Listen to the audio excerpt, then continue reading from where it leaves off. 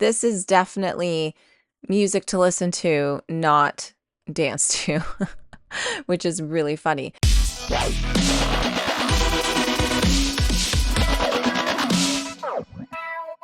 Hey everyone, it's Ashlena. Welcome back to my channel. I love finding new bands and I love when people recommend music to me because I believe that sharing music is a form of love. So to anyone who has ever introduced me to a song or a band or an artist, I appreciate you.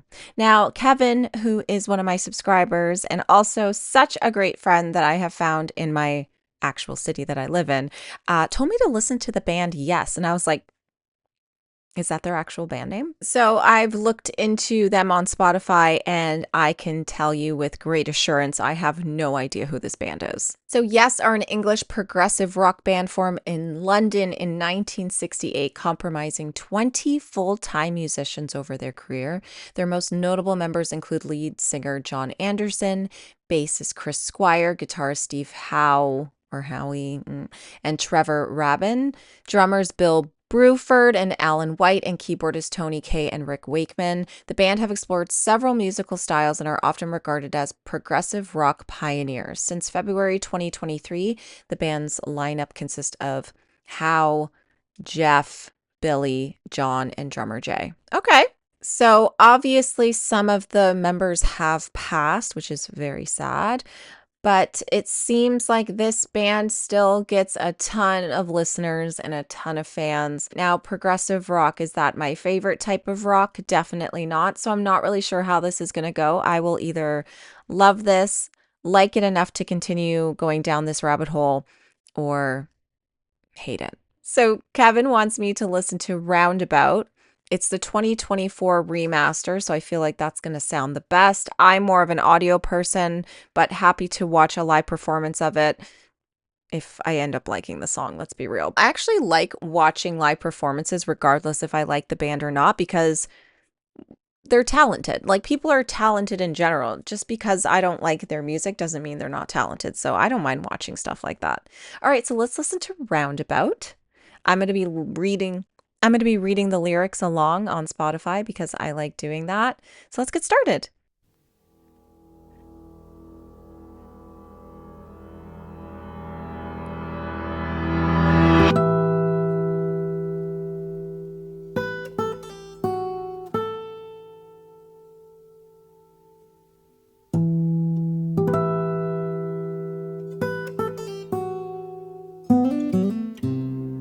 Pretty.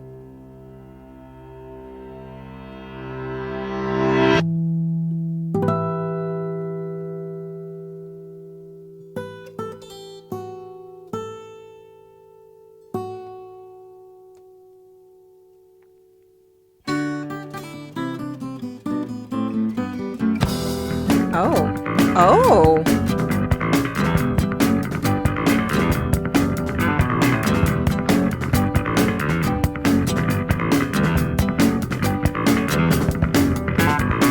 I'll be the roundabout. The words will make you out and out. I spend the day your way. Call it morning, driving through the sun and in and out the valley.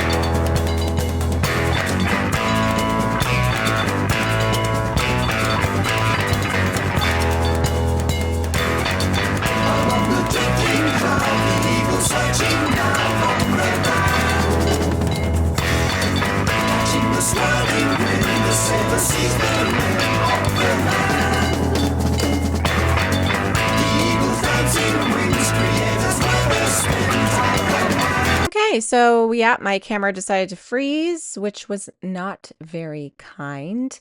And so I'm going to continue on where I kind of froze. Eagle searching down from the ground, catching the swirling wind, the sailor sees the rim of the land. The eagle's dancing wings create a slower spin like a man.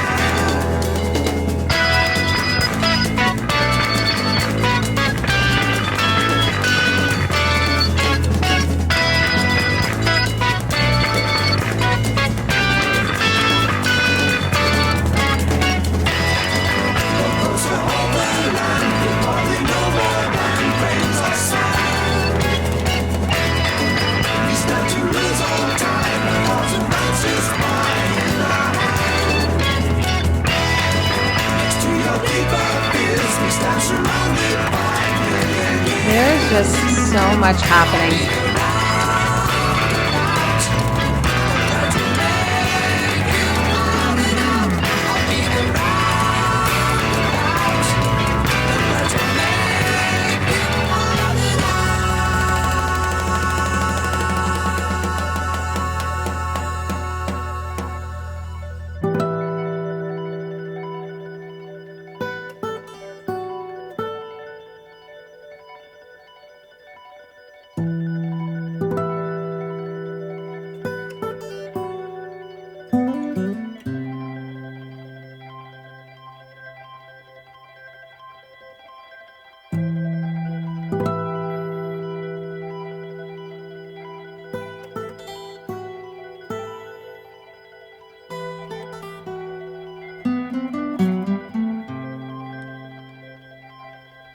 In and around the lake, mountains come out of the sky. They stand there, 24 before my love, I'll be there.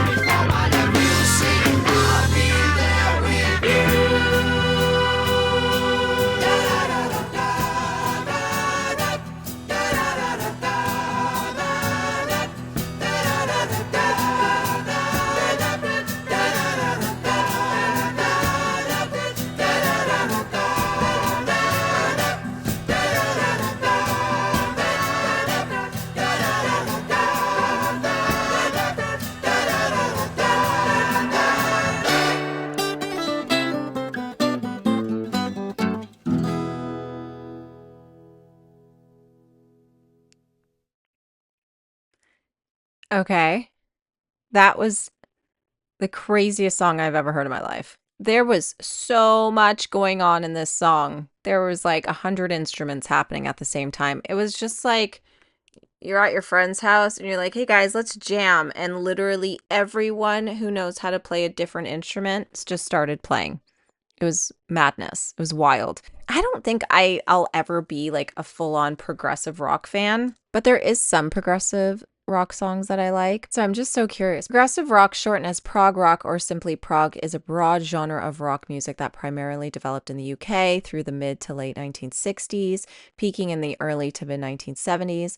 Initially termed progressive pop, the style emerged from psychedelic bands who abandoned standard pop or rock traditions in favor of instrumental and compositional techniques more commonly associated with jazz, folk, or classical music, while retaining the instrumentation typical of rock music. Additional elements contributed to its progressive label. Lyrics were more poetic, technology was harnessed for new sounds, music approached the condition of art and the studio rather than the stage, became the main focus of musical activity, which often involved creating music for listening rather than dancing. Yeah, you can't dance to this shit. It's just, it would be a bunch of, like, it would be madness. Like, this is definitely music to listen to, not dance to. Which is really funny. I'm not gonna lie, there are some amazing elements in this song. I love the beginning. I'm a sucker for an acoustic guitar. I also love the vocalist. I think his vocals are outstanding. I love how the song ended. It was absolutely beautiful. But I think it was just way too much happening for me. It's just like they couldn't decide what sound to use and they just went nuts. And I guess that's just my ignorance of not really listening to progressive rock. That's the point of this. There's just a lot happening in this song. Roundabout has become one of the best known songs by Yes. It was the first single released from their fourth studio album.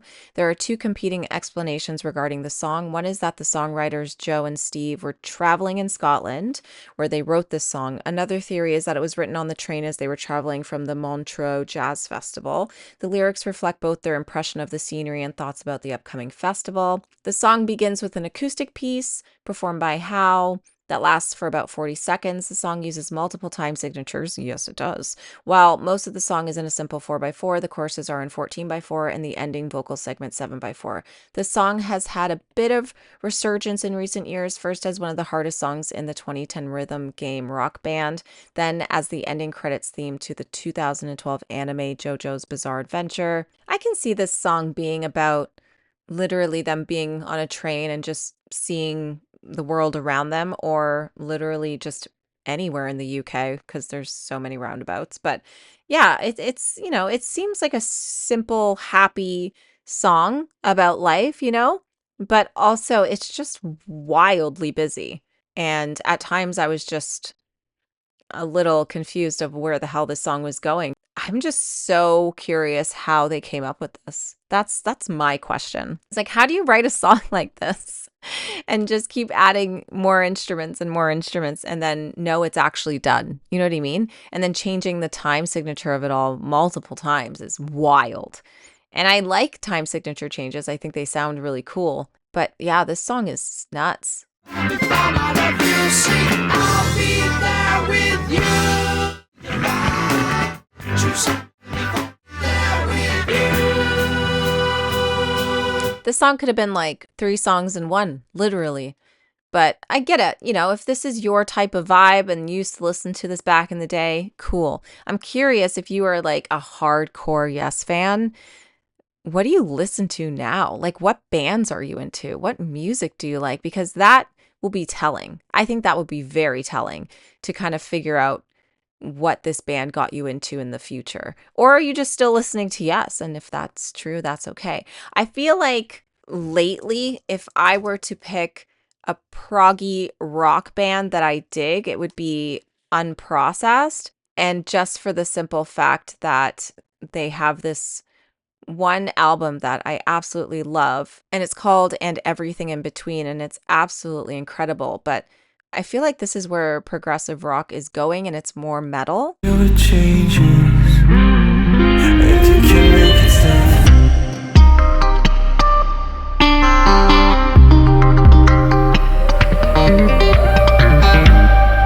Like it's very impressive how people play guitar like that, but I feel like progressive in terms of yes was really every instrument was very proggy, but nowadays in what I know mostly in metal music, it's really just the guitars that are being very proggy, which I like. I actually like a progressive guitar sounding song, but when it's everything happening, it's a lot for me. So I'm going to take this song with a grain of salt. Maybe there are other songs by this band that I would like, but this one, it's like a 50-50 because I appreciate the vocalist so much. And the reason why I love certain bands or artists is because of their vocalist. If your vocalist isn't amazing, your girl's not listening to the band. I don't give a shit how good the band is. It's just irritable to hear a singer that you don't like. Even if they are talented and people love them and they're one of the biggest bands in the world, I just personally don't like their voice and I won't listen to them. And that should be okay. We're all allowed to have, our own types of music that we listen to based on whatever we like the most. And for me, it's vocals. Vocally, this is an amazing song, but it's just, again, a lot going on. There's a lot going on. Okay, I would love to know if you were a Yes fan back in the day, if you are a Yes fan today, and if you are shocked that I'm just hearing about this band now, don't be, because I just did a deep dive on Pink Floyd. Not that I've never heard of them or anything, it's just I've never listened to them. So I'm all for listening to bands from back in the day. So if you have any, let me know in the comments below. And yeah, this was super, super interesting. Thanks, Kev, I guess. No, it was a good song. It's just there's a lot happening in it. Yeah. All right, I don't have a different vinyl of the day because I was too lazy and I have to put all of these warning vinyls in the mail for my giveaway and I still need to sit down and organize all of my vinyls. I think I have like 20 sitting out that I need to alphabetize and it's just getting ridiculous. But anyways, I will find time. Babel, Mumford and Sons, they are not proggy. They're very folky. But I feel like if this band was very like proggy rock folky inspired, this could be up your alley. Let me know if you're a Mumford and Sons fan. If you've never heard of them, go check them out. I love the song I Will Wait. It's just such a great song. But I love all their music. I think they're just so talented and their lead vocalist is phenomenal. Go check them out. If you like them, great. If you don't, that's okay too. I'll see you guys in my next video.